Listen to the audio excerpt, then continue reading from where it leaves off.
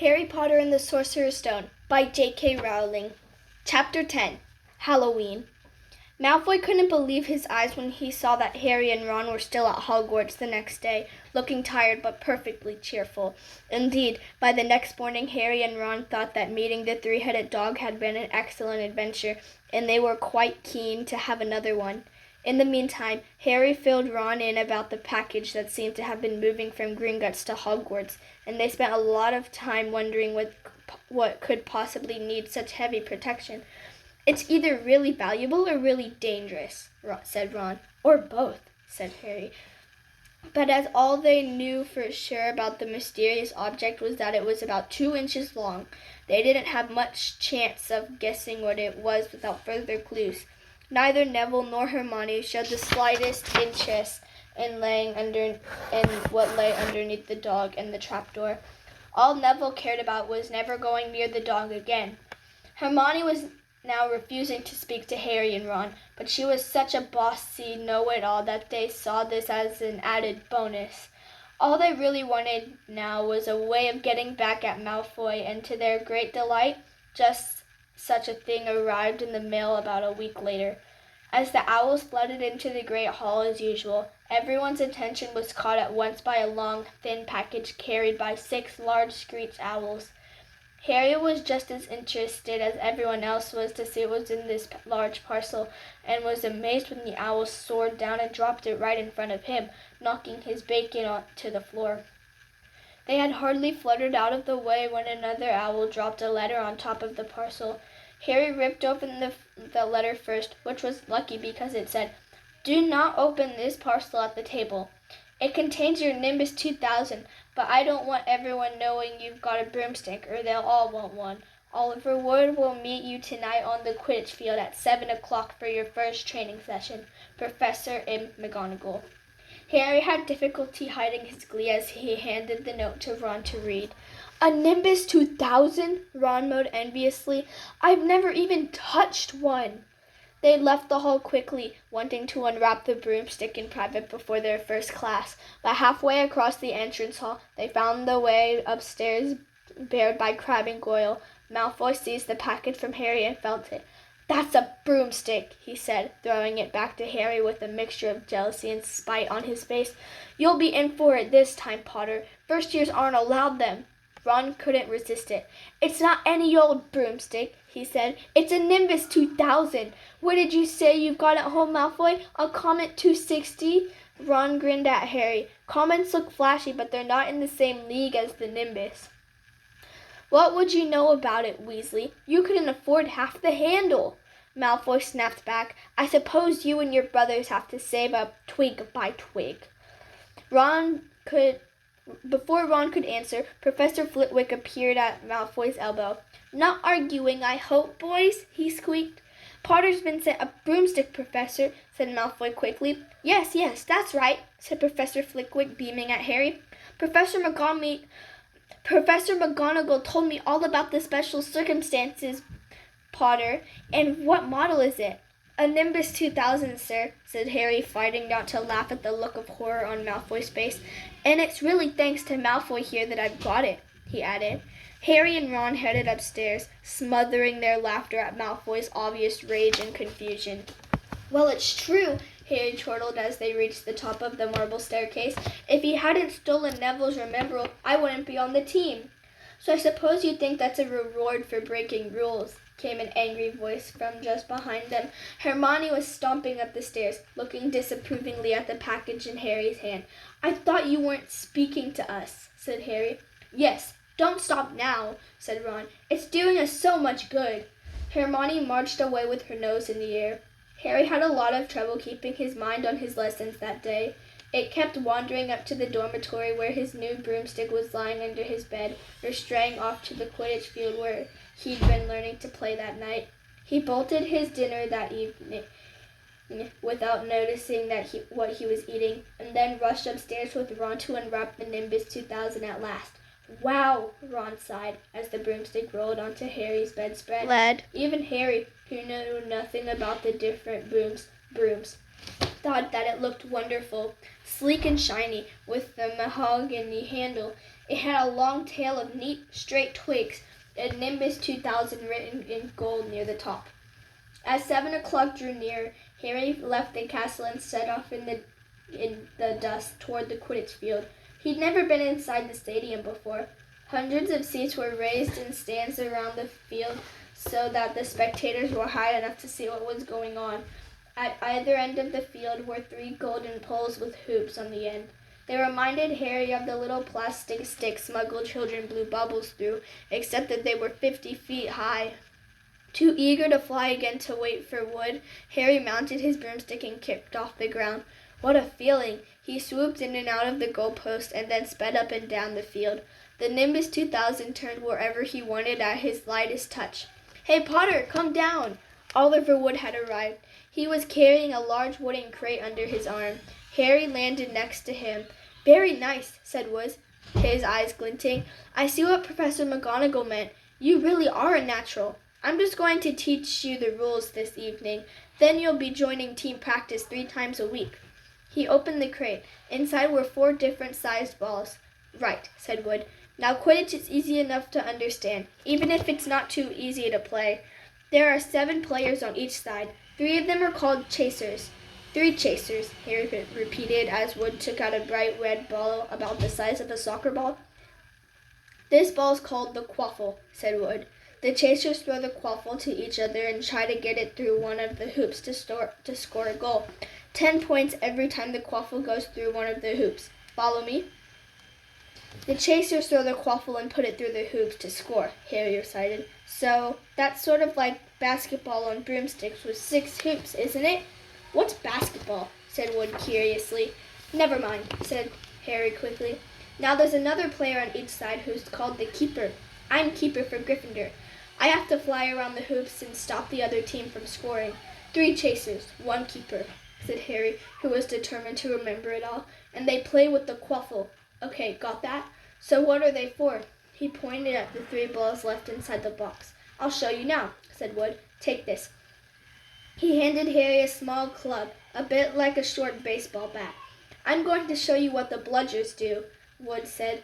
"These 2 are the bludgers." He showed Harry 2 identical balls, jet black and slightly smaller than the red quaffle. Harry noticed that they seemed to be straining to escape the straps holding them inside the box. "Stand back," Wood warned Harry. He bent down and freed one of the bludgers. At once, the ball rose high in the air and then pelted straight at Harry's face. Harry swung at it with the bat to stop from breaking his nose and sent it zigzagging away into the air. It zoomed around their heads and then shot at Wood, who dived on top of it and managed to pin it to the ground. "See?" Wood panted, forcing the struggling bludger back into the crate and strapping it down safely. "The bludgers rocket around trying to knock players off their brooms.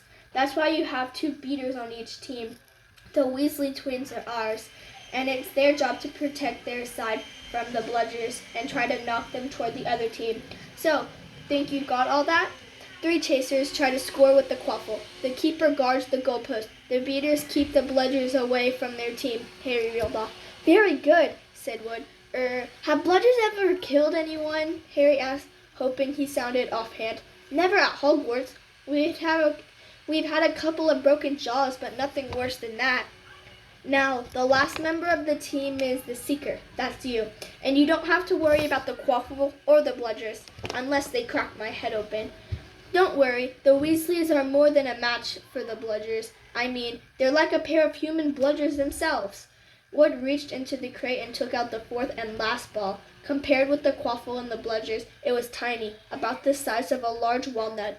It was bright gold and had little fluttering silver wings. "This," said Wood, "is the golden snitch, and it's the most important ball of the lot. It's very hard to catch because it's so fast and difficult to see. It's the Seeker's job to catch it. You've got to weave in and out of the chasers, beaters, bludgers, and quaffle to get it before the other team's Seeker, because whichever Seeker catches the snitch wins his team an extra 150 points, so they nearly always win. That's why Seekers get fouled so much. A game of Quidditch only ends when the snitch is caught, so it can go on for ages. I think the record is 3 months. They had to keep bringing on substitutes so the players could get some sleep. Well, that's it. Any questions?" Harry shook his head. He understood what he had to do all right. It was doing it that was going to be the problem. We won't practice with the snitch yet, said Wood, carefully shutting it back inside the crate. It's too dark. We might lose it. Let's try you out with some of these. He pulled a bag of ordinary golf balls out of his pocket, and a few minutes later, he and Harry were up in the air, Wood throwing the golf balls as hard as he could in every direction for Harry to catch. Harry didn't miss a single one, and Wood was delighted. After half an hour, night had really fallen, and they couldn't carry on. That Quidditch Cup will have our name on it this year, said Wood happily, as they trudged back up to the castle. I wouldn't be surprised if you turn out better than Charlie Weasley, and he could have played for England if he hadn't got off chasing dragons. Perhaps it was because he was now so busy with Quidditch practice 3 evenings a week on top of all his homework, but Harry could hardly believe it when he realized that he'd already been at Hogwarts for 2 months. The castle felt more like home than Privet Drive ever had. His lessons, too, were becoming more and more interesting now that they had mastered the basics. On Halloween morning, they woke to the delicious smell of baking pumpkin wafting through the corridors. Even better, Professor Flitwick announced in charms that he thought they were ready to start making objects fly, something that all had been dying to try since they'd seen him make Neville's toad zoom around the classroom. Professor Flitwick put the class into pairs to practice. Harry's partner was Seamus Finnegan, which was a relief because Neville had been trying to catch his eye. Ron, however, was to be working with Hermione Granger.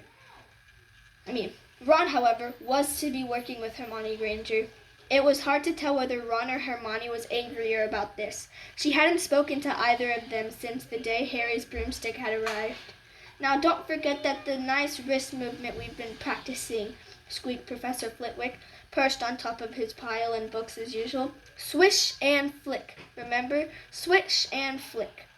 And saying the magic words properly is very important. To never forget Wizard's Barfrio, who said S instead of F, and found himself on the floor with a buffalo on his chest. It was very difficult. Harry and Seamus swished and flicked, but the feather they were supposed to be sending skyward just lay on the desktop. Seamus got so impatient that he prodded it with his wand and set it on fire. Harry had to put it out with his hat. Ron at the next table wasn't having much more luck. Wingardium Leviosa, he shouted, waving his long arms like a windmill. You're saying it wrong, Harry heard Hermione snap. It's Wingardium Leviosa. Make the gar nice and long. You do it, then, if you're so clever, Ron snarled. Hermione rolled up the sleeves of her gown, flicked her wand, and said, Wingardium Leviosa. Their feathers rose off the desk and hovered about 4 feet above their heads. Oh, well done, cried Professor Flitwick, clapping. Everyone, see here, Miss Granger's done it. Ron was in a very bad mood by the end of class. It's no wonder no one can stand her, he said to Harry as they pushed their way into the crowded corridor. She's a nightmare, honestly. Someone knocked into Harry as they hurried past him. It was Hermione. Harry caught a glimpse of her face and was startled to see that she was in tears. I think she heard you. So, said Ron, but he looked a bit uncomfortable. She must have noticed she's got no friends. Hermione didn't turn up for the next class and wasn't seen all afternoon. On their way down to the Great Hall for the Halloween feast, Harry and Ron overheard Parvati Patil telling her friend Lavender that Hermione was crying in the girls' bathroom and wanted to be left alone. Ron was still more awkward about this, but a moment later they had entered the Great Hall, where the Halloween decorations put Hermione out of their minds. 1,000 live bats fluttered from the walls and ceiling, while 1,000 more swooped over the tables in low black clouds, making the candles and the pumpkins stutter. The feast appeared suddenly on the golden plates, as it had at the start of term banquet. Harry was just helping himself to a baked potato when Professor Quirrell came sprinting into the hall, his turban askew and terror on his face. Everyone stared as he reached Professor Dumbledore's chair, slumped against the table, and gasped, Troll! In the dungeons! Thought you ought to know. He then sank to the floor in a dead faint. There was an uproar. It took several purple firecrackers exploding from the end of at the end of Professor Dumbledore's wand to silence. "Prefects," he rumbled, "lead your houses back to the dormitories immediately." Percy was in his element. "Follow me. Stick together. First years. No need to feel the troll if you follow my orders. Stay close behind me now. Make way. First years coming through. Excuse me, I'm a prefect." "How could a troll get in?" Harry asked as they climbed the stairs. "Don't ask me. They're supposed to be really stupid," said Ron. "Maybe Peeves let it in for a Halloween joke." They passed the different groups of people hurrying in different directions as they jolted their way through a crowd of confused Hufflepuffs. Harry suddenly grabbed Ron's arm. "I've just thought. Hermione!" "What about her?" "She doesn't know about the troll." Ron bit his lip. "Oh, all right," he snapped. "But Percy better not see us." Ducking down, they joined the Hufflepuffs going the other way, slid down a deserted side corridor, and hurried off toward the girls' bathroom. They had just turned the corner when they heard quick footsteps behind them. "Percy!" hissed Ron, pulling Harry behind a large stone griffin. Peering around it, however, they saw not Percy, but Snape. He crossed the corridor and disappeared from view. "What's he doing?" Harry whispered. "Why isn't he down in the dungeons with the rest of the teachers?" "Search me." Quietly as possible, they crept along the next corridor after Snape's fading footsteps. "He's heading for the 3rd floor," Harry said, but Ron held up his hand. "Can you smell something?" Harry sniffed, and a foul stench reached his nostrils, a mixture of old socks and the kind of public toilet no one seems to clean. And then they heard it, a low grunting, and the shuffling footfalls of gigantic feet. Ron pointed. At the end of a passage to the left, something huge was moving toward them. They shrank into the shadows and watched as it emerged into a patch of moonlight. It was a horrible sight. 12 feet tall, its skin was a dull granite gray, its great lumpy body like a boulder with its small bald head perched on top like a coconut. It had short legs, thick as tree trunks, with flat, horny feet. The smell coming from it was incredible. It was holding a huge wooden club, which dragged along the floor because its arms were so long. The troll stopped next to a doorway and peered inside. It waggled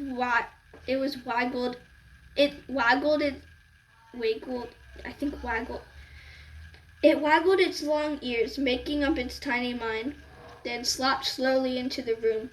"The key's in the lock," Harry muttered. "We couldn't lock it in." We could lock it in. Good idea," said Ron nervously. They edged toward the open door, mouths dry, praying the troll wasn't about to come out of it. With one great leap, Harry managed to grab the key, slam the door, and lock it. Yes! Flushed with their victory, they started to run back up the passage, but as they reached the corner, they heard something that made their ears stop. A high, petrified scream, and it was coming from the chamber they just chained up. "Oh no," said Ron, pale as the Bloody Baron. "It's the girls' bathroom," Harry gasped. "Hermione!" they said together. It was the last thing they wanted to do, but what choice did they have? Wheeling around, they sprinted back to the door and turned the key, fumbling in their panic. Harry pulled the door open and they ran inside. Hermione Granger was shrinking against the wall opposite, looking as if she was about to faint. The troll was advancing on her, knocking the sinks off the walls as it went. "Confuse it," Harry said desperately to Wand, and seizing a tap, he threw it as hard as he could against the wall. The troll stopped a few feet from Hermione. It lumbered around, blinking stupidly, to see what had made the noise. Its mean little eyes saw Harry. It hesitated, then made for him instead, lifting its club as it went. "Oi, pea-brain!" yelled Ron from the other side of the chamber, and he threw a metal pipe at it. The troll didn't even seem to notice the pipe hitting its shoulder, but it heard the yell and paused again, turning its ugly snout toward Ron instead, giving Harry time to run around it. "Come on, run! Run!" Harry yelled at Hermione, trying to pull her toward the door, but she couldn't move. She was still flat against the wall, her mouth open with terror. The shouting and the echoes seemed to be driving the troll berserk. It roared again and started toward Ron, who was nearest and had no way to escape. Harry then did something that was both very brave and very stupid. He took a great running jump and managed to fasten his arms around the troll's neck from behind. The troll couldn't feel Harry hanging there, but even a troll will notice if you stick a long bit of wood up its nose, and Harry's wand had still been in his hand when he jumped. It had gone straight up one of the troll's nostrils. Howling with pain, the troll twisted and flailed its club with Harry clinging on for dear life. Any second, the troll was going to rip him off or catch him with a terrible blow with the club. Hermione had sunk to the floor in fright. Ron pulled out his own wand. Not knowing what he was going to do, he heard himself cry the first spell that came into his head. Wingardium Leviosa! The club flew suddenly out of the troll's hand, rose high up into the air, turned slowly over, and dropped, with a sickening crack onto its owner's head. The troll swayed on the spot and then fell flat on its face, with a thud that made the whole room tremble. Harry got to his feet. He was shaking and out of breath. Ron was standing there with his wand still raised, staring at what he had done. It was Hermione who spoke first. "Is it dead?" "I don't think so," said Harry. "It's just been knocked out." He bent down and pulled his wand out of the troll's nose. It was covered in what looked like lumpy gray glue. Ugh, troll boogers. He wiped it on the troll's trousers. A sudden slamming and loud footsteps made the three of them look up. They hadn't realized what a racket they had been making, but of course, someone downstairs must have heard the crashes and the troll's roars. A moment later, Professor McGonagall had come bursting into the room, closely followed by Snape with Quirrell bringing up the rear. Quirrell took a step at the troll, let out a faint whimper, and sat quickly down on a toilet, clutching his heart. Snape bent over the troll. Professor McGonagall was looking at Ron and Harry. Harry had never seen her look so angry. Her lips were white. Hopes of winning 50 points for Gryffindor had faded quickly from Harry's mind. "What on earth were you thinking of?" said Professor McGonagall, with cold fury in her voice. Harry looked at Ron, who was still standing with his wand in the air. "You're lucky you weren't killed. Why aren't you in your dormitory?" Snape gave Harry a swift, piercing look. Harry looked at the floor. He wished Ron would put his wand down. Then a small voice came out of the shadows. "Please, Professor McGonagall, they were looking for me. Miss Granger?" Hermione had managed to get to her feet at last.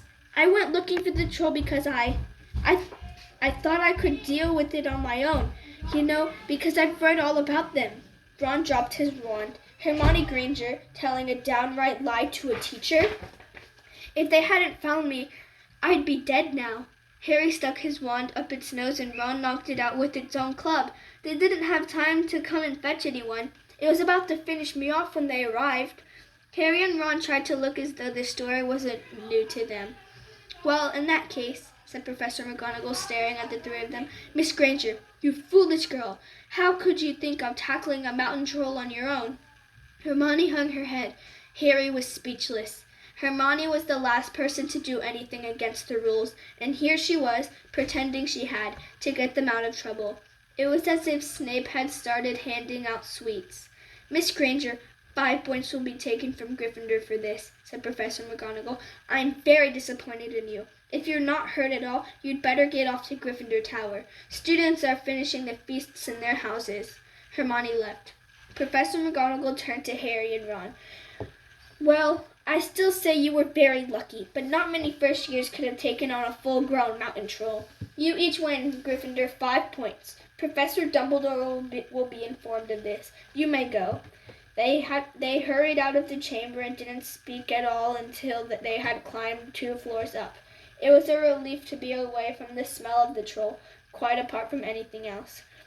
"We should have gotten more than 10 points, Ron grumbled. 5, you mean, once she's taken off Hermione's." "Good of her to get us in trouble like that," Ron admitted. "Mind you, we did save her." "She might not have needed saving if we hadn't locked the thing in with her," Harry reminded. They had reached the portrait of the fat lady. "Pig snout," they said, and entered.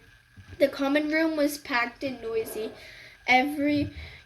Everyone was eating the food that had been sent up. Hermione, however, stood alone by the door waiting for them. There was a very embarrassed pause.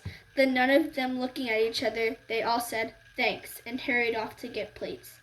But from that moment on, Hermione Granger became their friend, and there are some things you can't share without ending up liking each other, and knocking out a 12-foot mountain troll is one of them.